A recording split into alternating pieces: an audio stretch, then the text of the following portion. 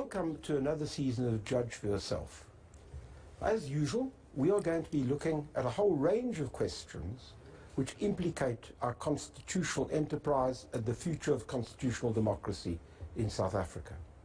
But of course, any program which deals with these issues now really takes place within the context of problems right throughout the world insofar as constitutional democracy is concerned. Let me read to you what an American professor of constitutional law had to say very recently about the particular problems which are being faced worldwide.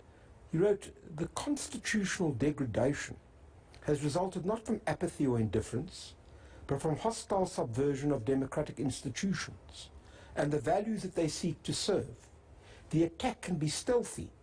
Unlike their predecessors, contemporary aspiring authoritarians pay striking attention to the forms of law in their efforts to consolidate and entrench their power. They seek to preserve the constitutional frame while hollowing out its substantive content and the constraints on their power that it seeks to impose. They use various devices to achieve anti-democratic aims." I'd like you to bear that in mind in general terms as we debate a range of these questions.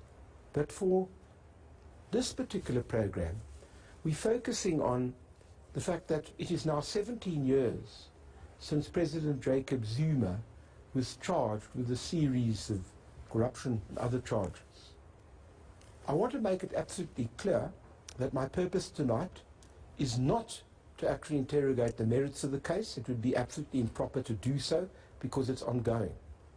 But the questions do arise insofar as the public is concerned. Why does it take so long for such a case to be finalized? 17 years is a very, very long time. Is there a purpose in pursuing this case any longer, given all of the other cases which are thundering down the organization of the NPA as we speak? And why are people allowed to carry on for so long? And why is it that the criminal justice system cannot actually work to ensure an expeditious, fair resolution of criminal cases? That's the issue that I would like to discuss with you. And in order to do so, I'm particularly fortunate to have NPA spokesperson Mthunzi Mhaga and Jacob Zuma Foundation spokesperson Mzwanele Manyi. Can I start with you? The public is confronted with daily reports. Corruption, state capture, rape cases, murder cases, you name it. But particularly, let's say, cases with a political edge. And they are desperate to see people convicted who should be convicted. I'm not suggesting any names, but I'm just saying people who should be convicted being in orange overalls. And the sense is that nothing ever happens. And all of a sudden we have this case, which I've mentioned, gone on for 17 years. So, is there a point pursuing this? Is there a point in which the NPA shouldn't be saying, well, let's put all our resources into ensuring that those people implicated by way of the Zondo Commission should be brought to justice if we've only got limited resources? Judge, the resources are there, and we would want to see them channeled towards high complex cases, commercial crimes cases, which threaten the economic stability of the country. The difficulty you have in such cases, which we consider to be high impact prosecutions, is that those accused mostly are people that are wealthy, they are people that are politically exposed, and they do have the resources to hire the best senior counsel. They have ill-gotten resources. In essence, they are ill-gotten resources because we are prosecuting them. It is on that basis that they are facing those charges in the first place. So they hire the best lawyers in the country who explore every legal avenue available. At times, such results in unreasonable delay. which we argue using the provisions of the Criminal Procedure Act. But unfortunately, there seems to be a sense that the judiciary sometimes is not really sensitive to such and would give in on such exploring. Can I ask you, are you suggesting, therefore, that part of the blame here is the judiciary and you should not feel afraid to say so if that's what you There really are mean? cases where you can clearly see that the delay is unreasonable. Our prosecutors stand up in court and they argue that this delay is unreasonable. This accused person has been given enough time and sufficient opportunity to instruct a legal representative, but he hasn't done so. When he does, he runs out of funds. When he runs out of funds, he doesn't want to take legal aid. But then there's a legal provision that should be actually invoked to ensure that that trial is resolved within a period of time. Because remember, Section 35 of the Constitution says that a case must start and end within a reasonable time, and every accused person has that right, including the other party, that is being the state. And unfortunately, we see those cases stalling in circumstances where we believe that legally they shouldn't be Let me stalling. bluntly ask you this. How much fault is the NPA in this regard? You guys aren't perfect we here. stand to be proved to be at fault. We are not at fault. All right, all right. Can I ask you, I don't want to talk about, I know you probably do, but I don't for obvious reasons. But if you simply take a case that's taken 17 years, there's got to be something wrong with that. Definitely. I mean, you're using, I don't know how many billions to chase 4 million. By the way, when Patricia Dillon made this case, she spoke about billions. But right now, these guys are losing sleep over 4 million. That on its own doesn't make sense. In fact, if you look at the case of Malema with the SARS issue, court said, why is SARS chasing, is it 2 rand with using 200, something to that effect, and the court ruled on that. It's the same situation here. But before we go even to the nitty-gritty, I think it would be misleading to the public to talk as if we have a proper, well-functioning criminal justice system. We don't. In fact, even to say we have a justice system in this country is actually a misnomer. What we have in this country is a legal system that is dependent on resources. There's no justice here. You cannot tell me that there's justice in this country when you have a situation where, an example, Oscar Pistorius, cold-blooded murder, shoots some innocent girl and gets 6 years. And then you get this girl, Sibongile Mani. This Sibongile girl got money because of incompetence arising elsewhere. She's getting the same sentence as Oscar Pistorius. She's now classified as a criminal. What kind of justice is that? I understand that, and you're 100%. I'm not going to argue with you on that. But that's not what happened with Mr. Zuma. He's got silks all the time. What I'm trying to say, and I'm not talking only about him, there are many, many cases where people rock up with a silk, 2 silks, etc., and they've basically, as he says, rich people who are able to afford. Yeah, but and they string these cases out. Correct, which makes my point that that's not justice, it's resources issue. The ones, I mean, if you look at a situation where, for instance, I mean, this Sibongile Mani case is a very classic example. This poor girl, because she's poor and all of that, she can't fight her case, but you've got Roy Marcus and Jaco van Schoor at the UJ who actively defrauded the university for 25 million. Those guys are working free because they've got the wherewithal. Well, when I last looked, Mr. Justice Zonda had a whole lot of people there that should be investigated. Well, Justice Zonda was given 4 years to 6 months. But look at that has gone to 4 years. But all I'm saying to you is there are a series of problems. I accept that. So there's a problem, and I will ask the NPA about that, about the inadequate resources in relation to poor people. Point made. And that's perhaps not his problem, but it's a problem of the Justice Department to have a proper legal representation. No, but before that, I think, wait, Judge, the issue I'm talking about is deeper than whether how good is a legal aid guy and all of that. The issue we're talking about is justice. And I am saying, even judges, when they deal with the matter, the judges, even if they can see where the problem is, purely because the matter is not pleaded in a particular way, purely because that point was not raised by the accused person, even though they can see, when we make this point, even though they can see the truth lies here, their hands are tied. They have to follow the technicalities of who said, but they can see the thing. For me, that is not justice. This is just some legal system I'm not trying interrupting you Yeah. because I want to stop you talking. I have to take a break, and then we'll come back.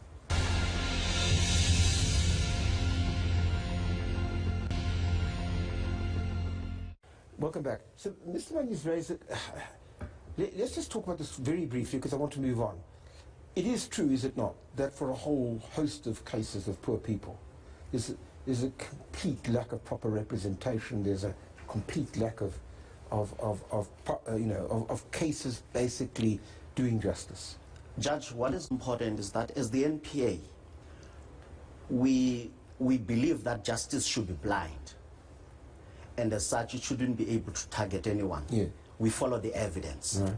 Unfortunately, when it comes to the level and quality of legal representation, it has a bearing on dispensing justice. We are equally concerned. We would love to see the Department of Justice and the Legal Aid South Africa improving the quality of service that is received by poor people, so that at least justice is not only done, but manifestly seen to be done. But we have no control on who gets represented. But of importance is that we follow evidence. We prosecute without fear, favor, or prejudice, based on evidential material that is presented to us by law enforcement. We are enjoined by the Constitution to do that as the prosecutor. But does it worry you? Does it worry you, as Mr. Manyi would say, that somebody gets the same sentence as somebody else who's done an egregiously much worse crime?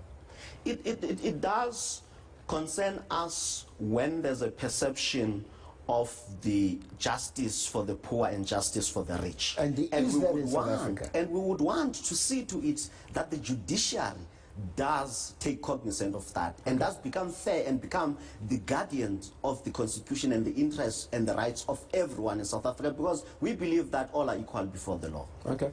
Can I wanted to ask you, sorry, yes? That is what they preach. We were in Peter Maritzburg court, police station, President Zuma laying a charge against Downer. We didn't even finish. As we were walking down the steps out of the police station, NPA was there saying Downer is innocent and well, this is a great guy and all of that. And yet it's just said here they are led by evidence. At the time of laying the charge, they had not even seen the evidence that we have. All right, I do not want to talk. Yeah, but I'm sorry, I'm not going to talk about the Downer case because the foundation seems to be the whole legal strategy. But there. It's a very good example to show that the NPA does not practice what it preaches. One other thing. I'll ask him now, but I want to ask you this. Yeah. When you take a case for 17 years and there's a question about you're not going to get this trial and the fair trial, isn't this an extraordinary reflection, the criticism that you level, a reflection on the judiciary? Because at the end of the day, a judge has got to decide the case. Now, if we've got judges who are fair and basically judge as best they can, why would somebody not say, okay, it doesn't really matter because I know that judge will do justice? Yeah. No, it's because judges are very inconsistent. To give an example, Constitutional Court itself. In fact, I hold the view that this Constitutional Court of this country is actually going to plunge this democracy into a crisis. Why? You have a Constitutional Court that would refuse a case for a Xhosa guy that was murdered in Alexandra by the police.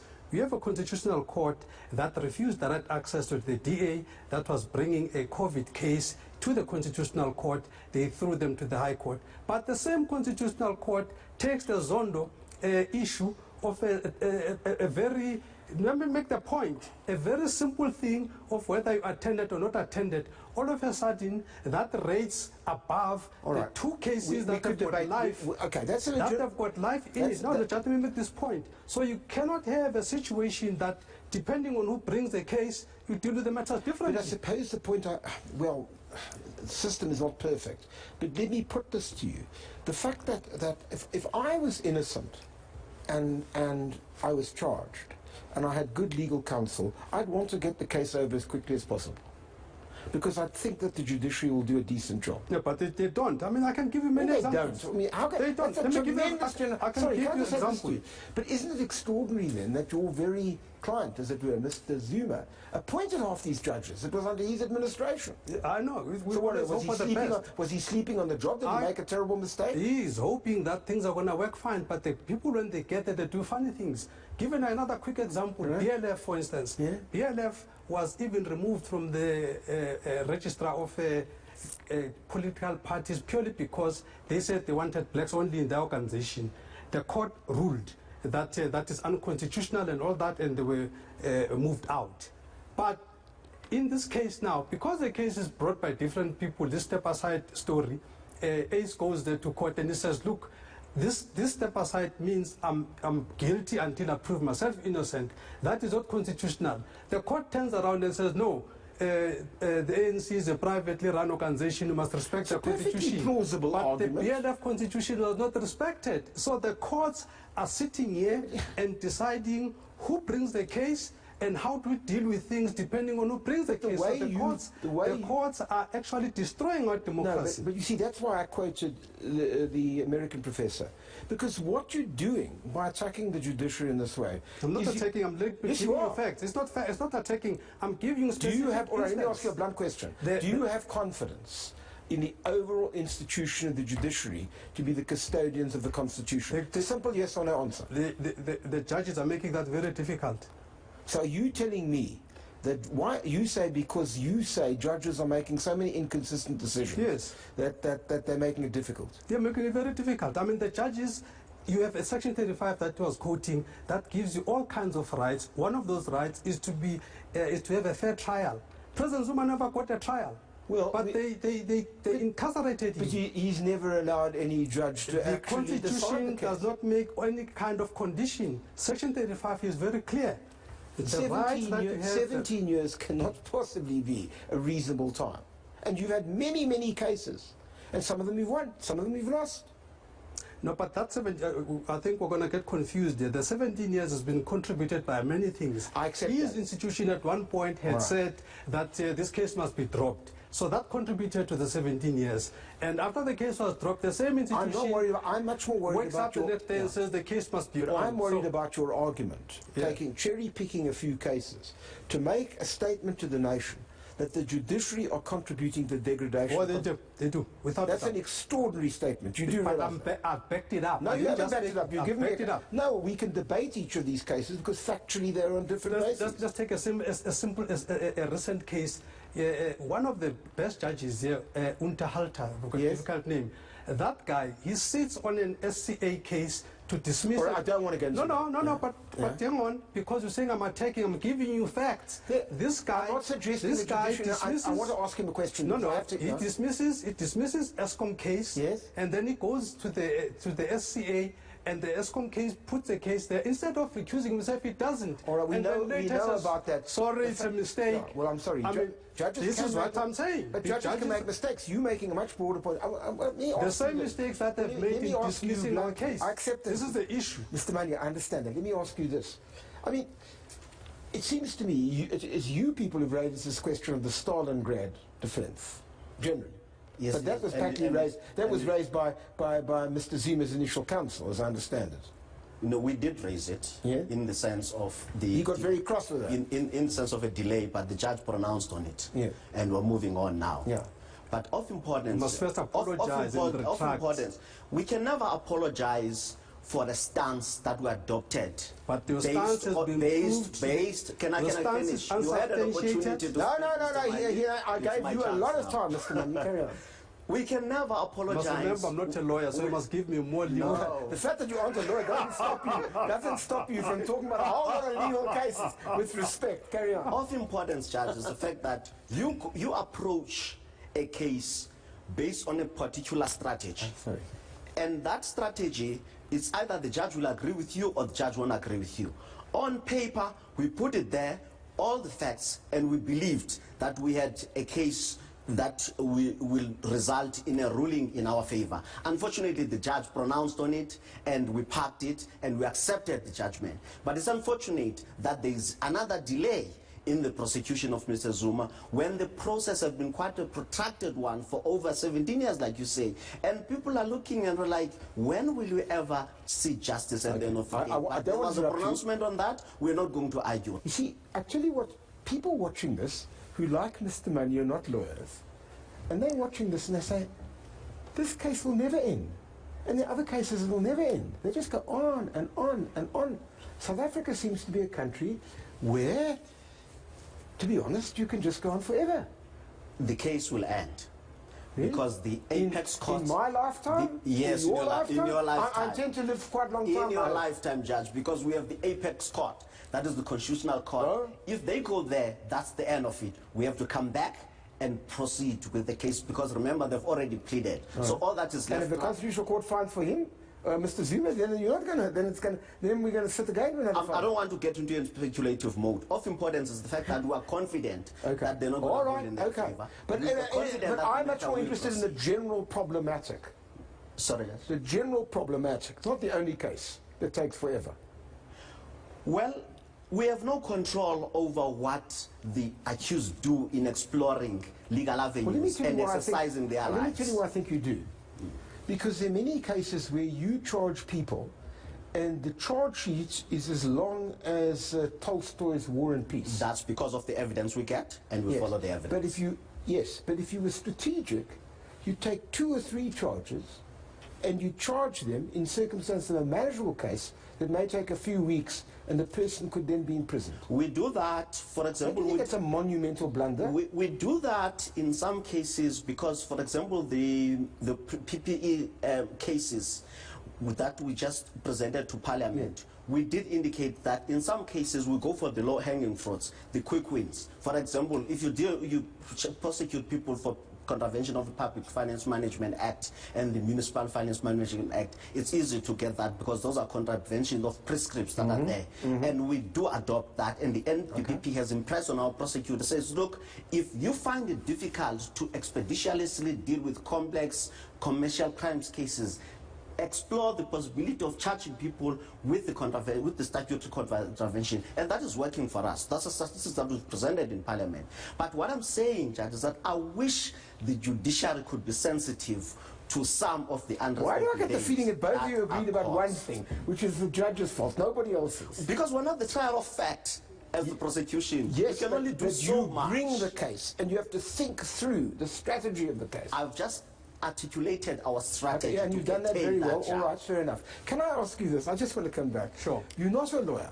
No, definitely not. I accept that. But it doesn't stop you telling me about this case and that case in the way that somebody with a PhD in law would be admiring of. You see, because I believe that the constitution of this country in the first instance was not written for lawyers. It was written for South Africans. Ordinary South Africans. Ordinary South Africans, exactly. I'm one of those ordinary South Africans. And if the constitution says you've got a right to a fair trial, this is what I see. But if I don't get a fair trial and say, but what is this? If the Constitution says you've got a right to appeal your sentence, you've got a right to mitigate your sentence, then I have people that denies me this and still says they are applying the Constitution, then I have a problem. But the NPA must not put all the problem with the courts. They themselves did not what to call carry themselves as if they are angels. The NPA itself must still tell South Africa, why is it that the NPA that is prosecuting Steinhoff but can still get money from the same Steinhoff to prosecute Steinhoff? I mean, really, how is that possible? For a man on the street, he talks about justice not only to be done, but to be seen to be done. How do you get the NPA to decree that Zuma must be prosecuted from the same Downer office where Downer is the accused by President Zuma? But they make the same decision. But he's not an accused. He's not an accused at all. Well, in a few days' time, that you've threatened to go for private prosecution, and the charges you do realize that in order to have a private prosecution, they've got to issue a nolli prosequi. This is the thing, you see, because that nolli prosequi thing, we're waiting for it, because as soon as that happens, the next day he'll be accused number one. Now the issue is, if you have the accused number one next week, it's going to be that soon. Hang on. Next week you have accused number one. How can accused number one on one court, the same accused number one is a prosecutor on court number two? How is that possible? Because the fundamental proposition is you can't choose who the prosecutor should be. No, but the Constitution is very clear. Well, let me ask you a blunt question. Let me ask you a blunt question. Yes. If Mr. Downer withdrew tomorrow morning and they replaced him with somebody else, would Mr. Zuma continue to take everything? We've been calling for this. No, I'm just asking you, would there be more technical arguments, or would he go and actually be prepared to stand trial to prove the innocence that he's proclaimed ever since it started? If they aren't, yes or no? Of course not. If with everything else being equal, you should go there. What But is- if what maybe else there is- are other what things, else is unequal? I don't know, I'm not a lawyer, but I'm just saying, if with everything being equal, But you see, that's Mr. the Manyi, point. that's the problem. People watching this program are going to say, it doesn't really make him Mr. Dana, you'll find another excuse. But if there is a valid reason, then there is. You can't just say he must move and then there's no reason when maybe there is a reason. So maybe you're that's asking why- me this because there that's is a why reason. This is going to go on forever. You know, the problem with Mr. Manyi is that he has this problem of arguing this legal issue from a political perspective. And that's very problematic. For example, as we stand, Mr. Downer has no pending charges against him. We refuse to accede to their request for a removal of Mr. Downer as the NDPP because the Director of Public Prosecutions, KwaZulu-Natal, objectively declined to prosecute because the charges could let's not be deal with sustained. that. And Let's that's deal the with end that. of the No, matter. no, I'm we afraid want this to is- deal with it. I have I'm to deal afraid, with this. gentlemen, this But is no, Mr. but Manyi, we can't close it like We this. close it because you had raised it and 21st made your point October, on it. when the case was made, Yes. they Okay, set I'm fire not on gonna it. go into the The issue. last I 5 can't- days before yeah. the court, they wake up to cleanse him. Well- this is not fair. This is all choreographed. The question- so that he could make the statement he's making that is facing nothing. It's a 5 days of All right, days I of got you, choreography. Mr. Manyi. I've This is got what to we end have. this program because I've run out of time. I know we could talk for longer, and I'm sorry we can't. The real issue, I suppose, I pose right at the beginning, is what in fact these cases, and I'm not just talking about one case, although that did come up. What do these cases in general tell us about the health of the criminal justice system, and much more important than that, the health of constitutional democracy? We've heard criticisms of the NPA, criticisms of the judiciary, criticisms of the legal profession that exploit points in order for cases not to come to fruition.